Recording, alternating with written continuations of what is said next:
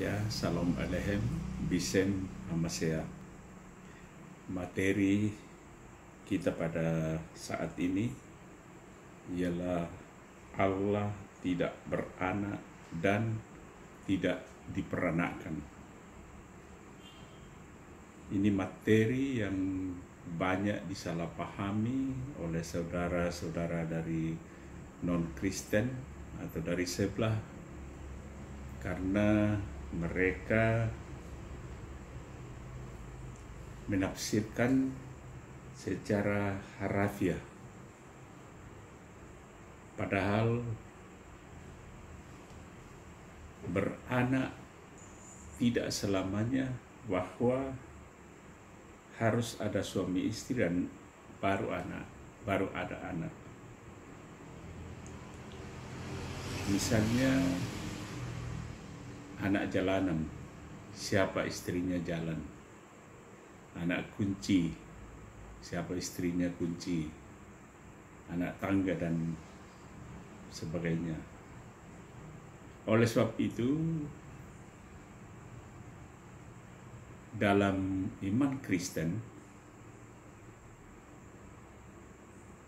kita tidak boleh menafsirkan ayat-ayat itu hanya sebagai harafiah. Bahkan ditegaskan bahwa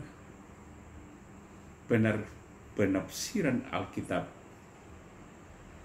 itu boleh dikatakan sudah lengkap kalau kita menafsirkan secara pardes, yaitu pesat, remak, derus, dan sat.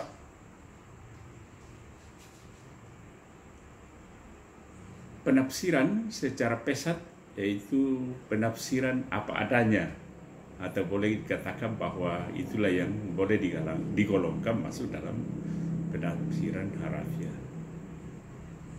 Saya tidak mengupas tuntas sampai penafsiran ini, tapi masuk pada tataran yang terakhir ialah penafsiran sot itu tidak akan mungkin kita pahami, tidak mungkin kita bisa menafsirkan firman Tuhan itu kalau kita tidak disertai oleh Roh Kudus.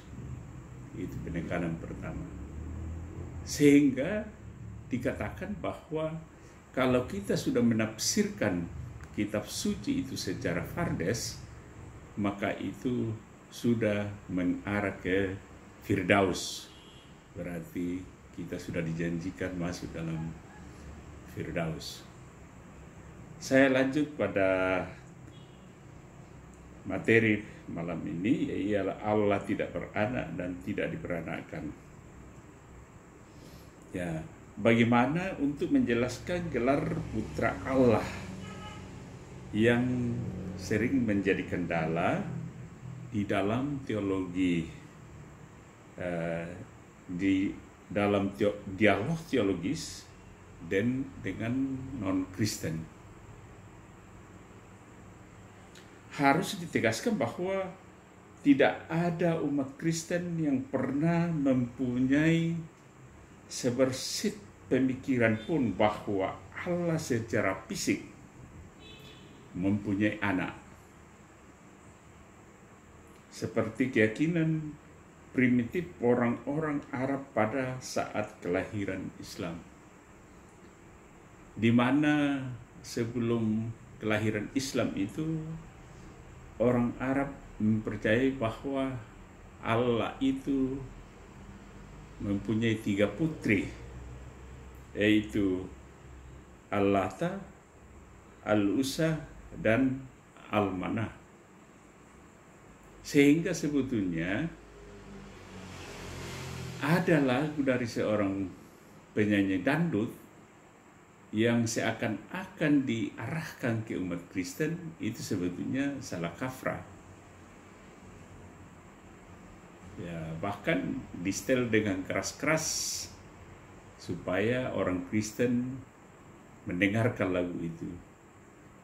Ya, Allah tidak beranak. Ya.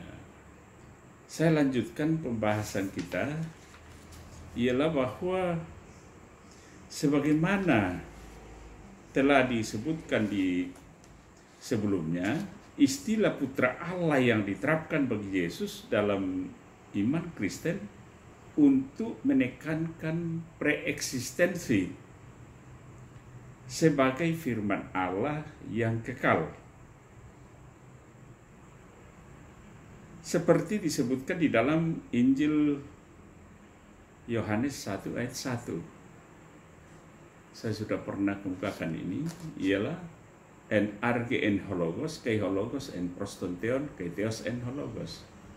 Bahwa pada mulanya adalah firman, dan firman itu bersama-sama dengan Allah, dan firman itu adalah Allah. Ungkapan pada mulanya adalah firman, ialah untuk menekankan bahwa firman Allah itu tidak berpermulaan. Sama abadi dengan Allah, karena firman itu adalah Allah sendiri dan bukan wujud selainnya atau yang lain.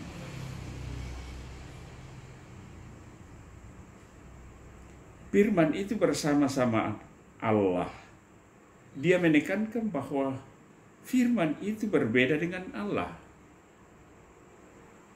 Allah adalah esensi ilahi yang dikiaskan Sang Putra atau Sang Bapa, dan firman menunjuk kepada pikiran Allah dan sabdanya.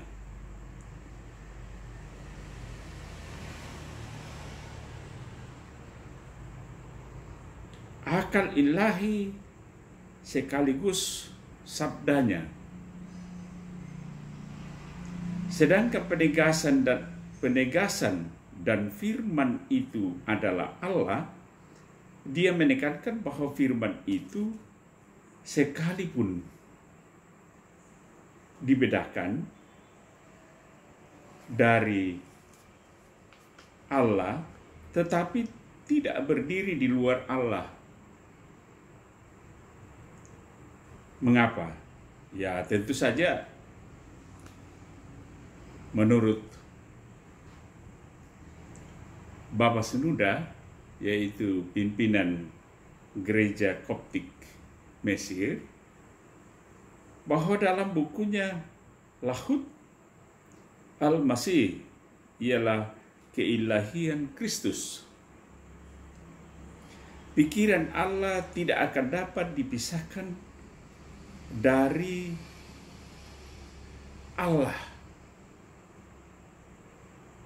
dengan penegasan bahwa firman itu adalah Allah sendiri.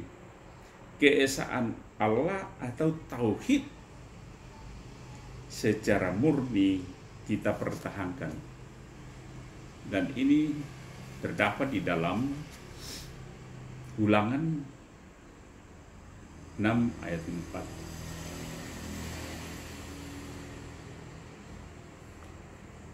Kembali ke makna putra Allah, melalui putranya atau firman-Nya, Allah menciptakan segala yang ada di langit, di jagat raya. Segala sesuatu diciptakan oleh Dia, dan tanpa Dia tidak ada sesuatu pun yang jadi dari segala yang dijadikan. Yohanes 1 ayat 3. Karena itu jelaslah bahwa mempertahankan keilahian Yesus Kristus di dalam iman Kristen tidak berarti mempertuhankan kemanusiaannya. Pada materi yang lalu juga saya sudah jelaskan. Jelaslah bahwa iman Kristen sejati tidak pernah menyamakan kemanusiaan Yesus dengan Allah. Apabila umat Kristiani berusaha keras mempertahankan keilahian Yesus, sesungguhnya yang kita maksudkan adalah menegaskan keabadian firman Allah yang selalu berada di dalam zat Allah itu sendiri, yang melaluinya alam semesta dan segala isinya ini telah diciptakan, dan karena sejak kekal Kristus adalah akal Allah dan sabdanya, maka jelaslah firman itu adalah Allah. Karena sabda atau pikiran Allah berdiam di dalam Allah sejak kekal. Dan sudah barang tentu firman itu bukan ciptaan, karena setiap ciptaan pernah tidak ada sebelum ia diciptakan. Seperti ditegaskan di dalam rumusan kanon al-iman yang merupakan syahadat Nikea Konstantinopel. Secara logis, mustahillah kita membayangkan pernah ada waktu di mana Allah ada tanpa firman-Nya. Kemuliaan Allah menciptakan firman itu untuk dirinya sendiri. Bagaimana mungkin Allah ada tanpa pikiran atau firman-Nya? Kini kita memahami secara jelas ajaran tentang Allah yang Maha Esa, yang berdiam sejak kadim sampai kekal bersama firman dan Roh Kudus-Nya. Istilah putra Allah berarti Allah mewahyukan dirinya sendiri melalui sang putra atau firman-Nya di dalam surat Barnabas yang telah dikutip bahwa Allah itu adalah transenden, tidak tampak, tidak terikat ruang dan waktu. Tidak seorang pun melihat Allah. Demikian Yohanes 1 ayat 18. Tetapi anak tunggal Allah yang ada di pangkuan Bapa, dialah yang menyatakannya. Inilah makna inkarnasi atau nusul firman itu menjadi manusia. Dengan inkarnasi firman-Nya, kata Bapak Senuda, kita melihat Allah, dan tidak seorang pun melihat Allah dalam wujud ilahinya yang kekal. Tetapi dengan nusulnya firman Allah, kita melihat pewahyuan dirinya di dalam daging.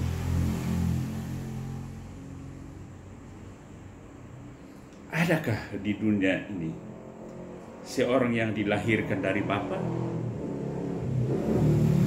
Jawabnya ya tentu saja tidak ada. Setiap orang lahir dari Ibu. Karena itu Yesus disebut Putra Allah. Jelas bukan kelahiran fisik,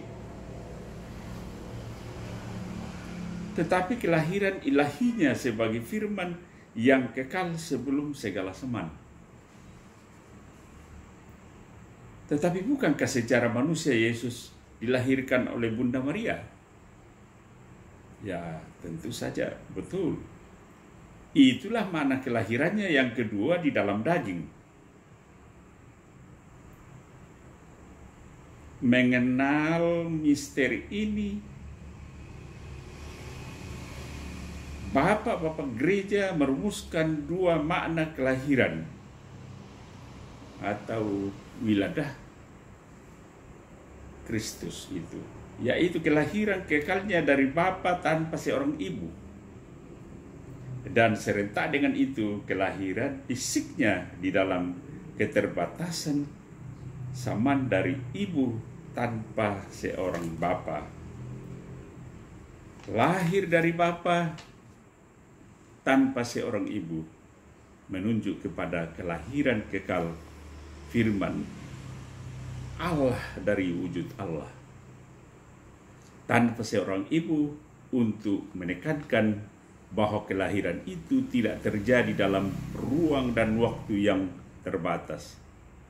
Bukan kelahiran jasad melalui seorang ibu, karena memang Allah tidak beranak dan tidak diperanakan. Jadi iman Kristen bisa sepenuhnya menerima dalil Al-Quran yang menyatakan lam yalid wa lam yulad. Allah tidak beranak dan tidak diperanakan, karena memang tidak bertabrakan dengan makna teologis gelar Yesus sebagai putra Allah. Lahir dari ibu tanpa bapa menekankan bahwa secara manusia Yesus dilahirkan dalam ruang dan waktu yang terbatas. Tetapi meskipun demikian, karena Yesus bukan manusia biasa seperti kita, melainkan firman yang menjadi manusia, maka kelahiran fisiknya ditandai dengan mujizat tanpa perantaraan seorang ayah insani. Kelahirannya yang kedua ke dunia karena kuasa roh Allah ini meyakinkan dan meneguhkan kelahiran kekalnya sebelum segala abad. Dan karena itu dikandung oleh kuasa Roh Kudus, maka Yesus dilahirkan oleh Bunda Perawan Maria tanpa seorang ayah. Dari deskripsi di atas jelas bahwa ajaran Tritunggal sama sekali tidak berbicara tentang ilah selain Allah. Selanjutnya sama seperti tubuh fisik kemanusiaan Yesus yang terikat ruang dan waktu, yang dibunuh dalam keadaannya sebagai manusia. Pertama Petrus pasal 3 ayat 18. Demikianlah firman, demikianlah iman Kristen memahami kematian Yesus, bahwa kematian itu tidak berarti kematian Allah, karena Allah tidak bisa mati. Yesus menderita bukan dalam tabiat ilahinya sebagai firman Allah yang dilahirkan dari Allah Bapa. Demikian penjelasan saya tentang Allah tidak beranak dan tidak diperanakan, dan merupakan himbauan terakhir untuk saudaraku, baik yang murtad maupun yang mualaf. Itu hak kalian, dan itu dijamin oleh hak asasi manusia yang diakomodir di dalam Undang-Undang Dasar tahun 1945, yaitu pada pasal yang ke-28. Tapi namun kita berbeda, tetapi kita boleh bersama-sama untuk bagaimana negara kesatuan Republik Indonesia ini tetap bersatu, yang berdasarkan Pancasila dan Undang-Undang Dasar tahun 1945 dengan kebinekaan kita, sehingga kita tetap aman dan tentram, dan kita menjadi bangsa yang besar dari bangsa-bangsa yang lain. Barangkali ini yang saya sampaikan. Terima kasih. Salam Elohim Bisem Hamasea.